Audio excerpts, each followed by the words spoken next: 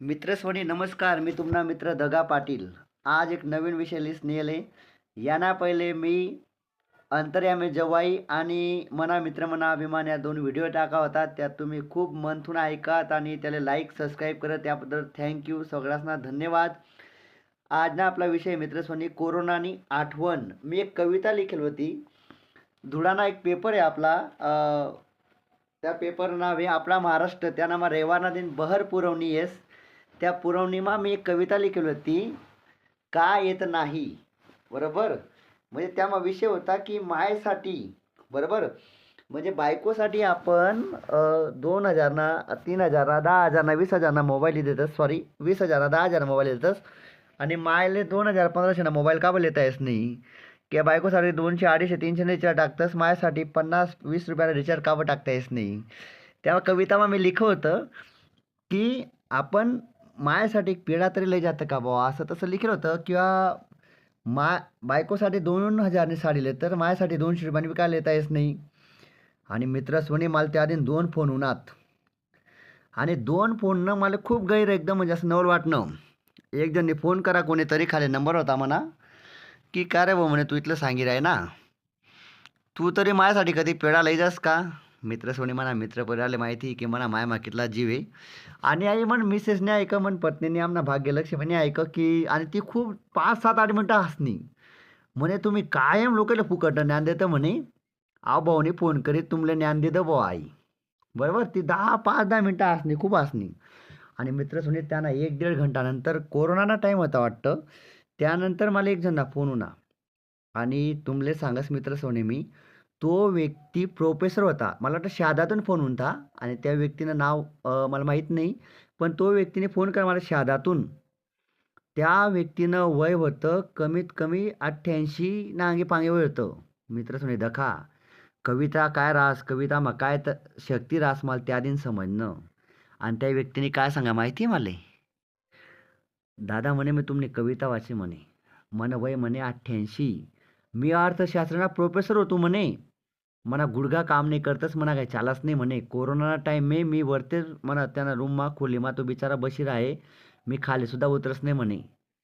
आणि तुम्ही लिखेल कविता मी वाची म्हणे पेपरले आणि माले म्हणे आईनी यादी गे म्हणे. म्हटलं दखा 88 वर्षांना व्यक्ती ज्यानं आर्टशी काही संबंध नाही, अर्थशास्त्रना प्रोफेसर. त्या प्रोफेसरने मला तडेंग सांग की तुमनी कविता खूप चांगली आहे.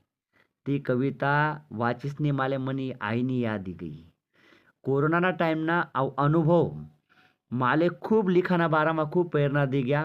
खूप सांगी गया काहीतरी की अरे बापरे. मी एकदम साधारण व्यक्ती. मनवय कमीत कमी 33 ना अंगे पांगे वय होतं त्या टाईमनी गोष्ट आई. 32-33 मन वय त्या टाईमले. म्हणजे आज काय जास्त नाही आज 35 आहे. तर 2-3 वर्ष पहिल्याने घटना. आणि तो 88 वर्षना व्यक्ती म्हणे कविता वाची राहणार आणि तो मला तरी फोन करी सांग राहणार की तुम्ही लिखेल कविता एकदम भारी होती आणि ती कविता ऐकीस नाही मला खूप चांगलं वाटणं म्हणे मायनी याद गई. माय या विषय खूप महत्त्वानं आहे मित्रसोनी, खूप महत्त्वानं आहे मित्रसोनी. माय म्हणजे त्यानं शब्द सांगू शकतच नाही आपण.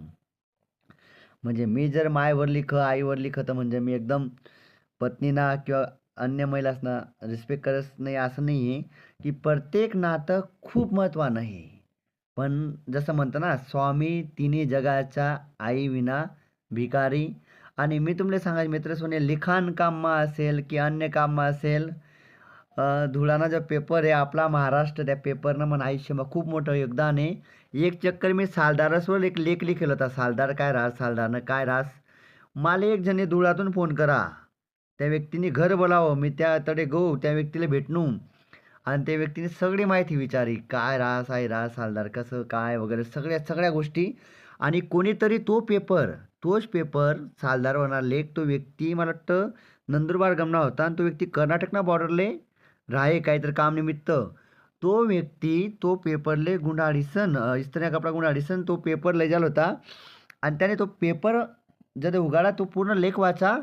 आणि त्याने तठेंग रातना 8:30 वाजता फोन करा होता आणि सांगा होतं मला की अरे दादा तुम्ही खूप भारी लेख लिखेले, खूप चांगला लिखेले, असंच लिखत राहा. म्हणजे वाचकच ना असा अनुभव माहिती आपले खूप लिखाण कामसाठी प्रेरणा देस.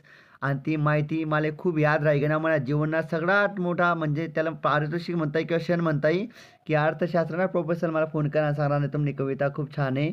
मित्रच आज व्हिडिओ आवडला तर लाईक आणि सबस्क्राईब करा. पुढे वाट लावा. धन्यवाद. थँक्यू.